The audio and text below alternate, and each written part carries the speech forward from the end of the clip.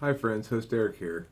I'm the host of TWFP, Talking with Famous People. I think it would be interesting to do a study on the psychological effects of persistent long-term YouTube uploadage. So, I upload a lot of videos, obviously, and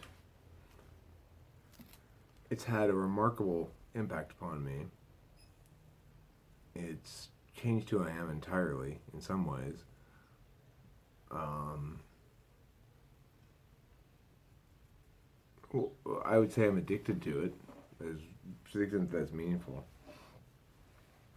But as addictions go, not so bad. How has it changed me? Well, it's given me a lot of data about what people like about me and what they dislike about me. And, you know, I've been struck by this thought frequently. I used to think a lot of people didn't like me, and it's true. And now I see it more as a sense of, oh, they landed on the wrong video. They they got an Eric that they didn't like. And then there's really sort of a fairly removed calculus that goes on in terms of, well, how much do you want to craft who you are and how you behave to help manifest the social outcomes you'd like to see?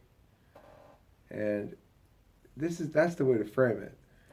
A lot of people would try to contrast those two things as, how much do you want to be how other people want you to be, or how much do you want to be like you really want to be yourself? But that's not the contrast, right? The real contrast is between how much you want to behave in accordance with the expectations and in order to please others or affect change in others or to maintain relationships or for whatever one of those reasons, or how much do you prefer to um, reflect the range of, how much do you prefer to be less restrained? I mean, that's what it boils down to. It's not my true self to be less restrained, it's my less restrained self. So I restrain myself a fair amount on these videos, but not a great, not nearly as much as other people do. I would imagine. I try to be pretty open and honest in all the videos I make, and I think that is another effect of making YouTube videos on my psychological makeup, is that it's made me more okay with exposing my failures and more okay with exposing my vulnerabilities. I think I was always reasonably okay with that, but uh, I feel more okay with it now. Looking for a napkin, don't have one. So we look at somebody like Ejarendee, who, by all accounts, sort of went insane for a while, and by all accounts, appears to be fine now. And you wonder about that. Now, I saw this one gentleman who put up old Ejarendee videos where he was acting particularly crazy. And I watched one or two of them, and I was like, yeah, that's pretty crazy. But of course, it's just a video.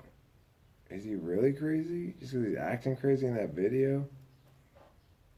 I mean, how real is this behavior of mine right now? It feels legit to me, but I'm communicating outwardly. I'm, at least to some extent, aware of how I'm presenting. I certainly am aware of how my speech sounds, because it's something I do for a living anyway, and it's something I attend to in the world anyway, though not as carefully as I do on videos for sure. One thing that happened last night is I talked with Cinema Insult, and he displayed a very, very common trait amongst adolescents, which is he said like a lot. It persists into many adulthoods as well. I tend to come down on people about that shit because it drives me crazy. To me, it's the equivalent of if I were talking to you, as I'm talking to you now, but going like this periodically all the time, then you'd be annoyed. Understandably, you'd be annoyed. That's what it sounds like to me when you're saying like all the time. It drives me insane. Why? Because it's a terrible, terrible habit that is developed as a defense mechanism that people need to rid themselves of as quickly as possible. You do not need to qualify and soften everything you say. Just say what you're going to say. You don't need to add or whatever. You don't need to add like. You don't need to. You just don't need to qualify that much. So, I mean, in general, I'm saying this to everybody in the world. I'd like us to be attentive to our speech patterns. I am fully aware of the fact that you probably could give a fuck less if I'd like you to be aware of your speech patterns. And I don't blame you for that attitude one bit. And maybe I should be a little bit more aware of my speech patterns. I'm going to be more aware of my speech patterns from now on. I'm going to talk about this. If I talk like that, everyone will like me. Then I'll have lots of friends, Mom. You'll see. They'll think it's funny.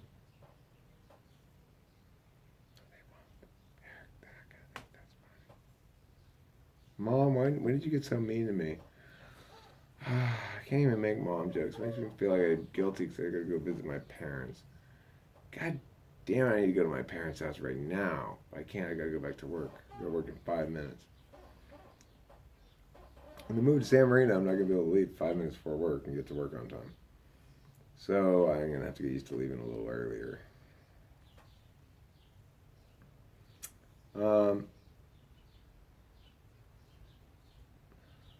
My final thoughts about this phenomenon of making YouTube videos as it impacts human psychology.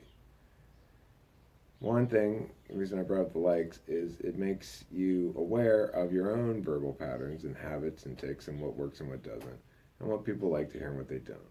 So for me, that involved first and foremost acknowledging that I needed to speed up and be attentive to the viewer a little bit at least, because when I started making these at first, they were very much brainstorming exercises for me. And number two, it showed me that tone matters. What I am emoting matters as much as what I am saying in terms of the concrete facts. And I feel as though I've been given permission by YouTube video making to be less serious, or to be nicer, to be softer, to be rounder, gentler in general.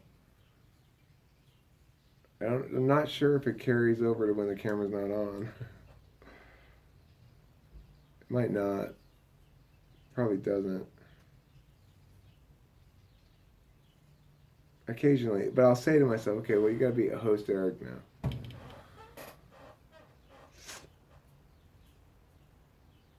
I don't know. So, it's made me reflect, of course, also additionally on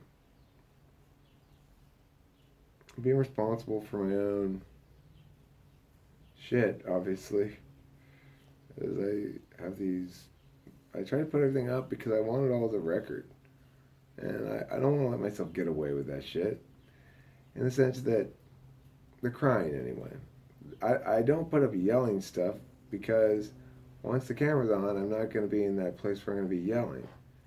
it would have to be filmed without myself knowing about it. I do yell at people a lot, but I mean, I don't. When I say yell at them, I mean, I bark at the kids. I bark at people. I, I don't know. I'm bossy or something. It's just weird. I hate fucking bosses. Anyway, that's a contradiction that I get to think more about, in part because I make YouTube videos now. Hopefully, it'll make me a better person. Thanks for watching, and don't forget to eat plenty of cheese.